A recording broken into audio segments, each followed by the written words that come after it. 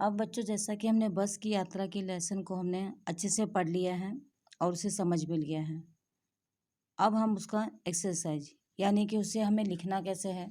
जैसे गद्यांश में मैंने पहले भी आपको बताया है कि गद्यांश में हमें संदर्भ, व्याख्या और आप लोगों को रेखांकित आता है। रेखांकित शब्दों की व्याख्या करो। यहाँ पे आप देख सकते हो कि निम्नलिखित गद्यांशों की संदर्भ सहित व्याख्या और प्रश्नों के उत्तर लिखिए, जिसके अंतर्गत मैंने यहाँ पे आपकी पुस्तक से कुछ पॉइंट लिए जाते हैं और उसे मैंने अंडरलाइन किया हुआ है। अंडरलाइन किए हुए भाग को ही आपका उसका मुझे व्याख्या करके देना है। कैसे देंगे आप? उसके नीचे जहाँ पे आपको ये शब्द दिए गए हैं, शब्द के ठीक नीचे ही देखिए क्वेश्चन पूछे जाएंगे। उपयुक्त गद्यांश का संदर्भ लिखो, फिर उपयुक्त रेखांकित शब्दों की व्याख्या कीजिए। यह बस किसके योग्य है? बस में और कौन जा रहा था? या बस को देखकर क्या उमड़ पड़ी?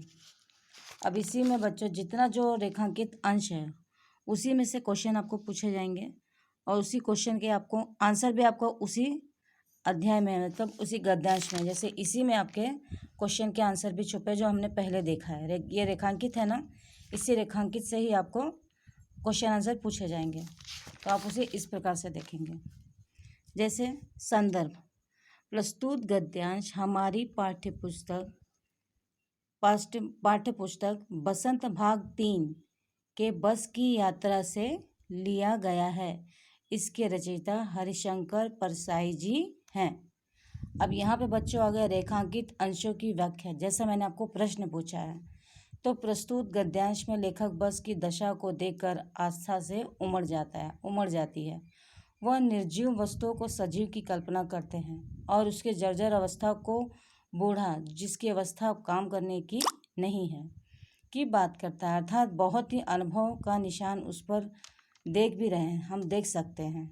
उसे देखकर ही लेखक को उस पर दया आ रही है और उसको आस्था की दृष्टि से देखता है। अब उसी में से हमारा प्रश्न है ग का उत्तर है बस पूजा के योग्य है। घ, बस में बस कंपनी के एक हिस्सेदार थे। अंगा, बस को देखकर श्रद्धा उमड़ पड़ी। अब इसी प्रकार से आपको कम से कम 3 पैराग्राफ रहेंगे बच्चों। ये आपका सेकंड पैराग्राफ है।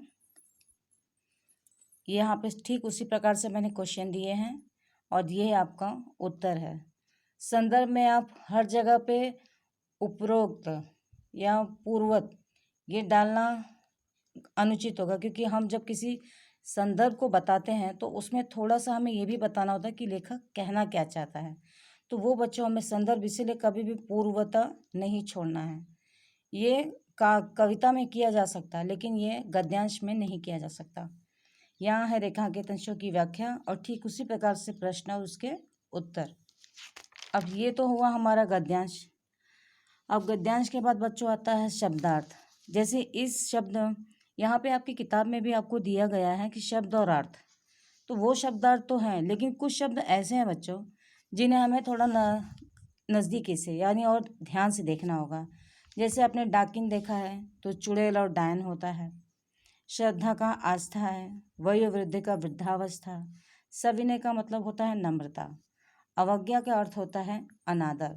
आंदोलन का अर्थ होता है निश्चित उद्देश्य की पूर्ति के लिए अगर हम कोई आंदोलन करते हैं या उसके लिए लड़ते हैं।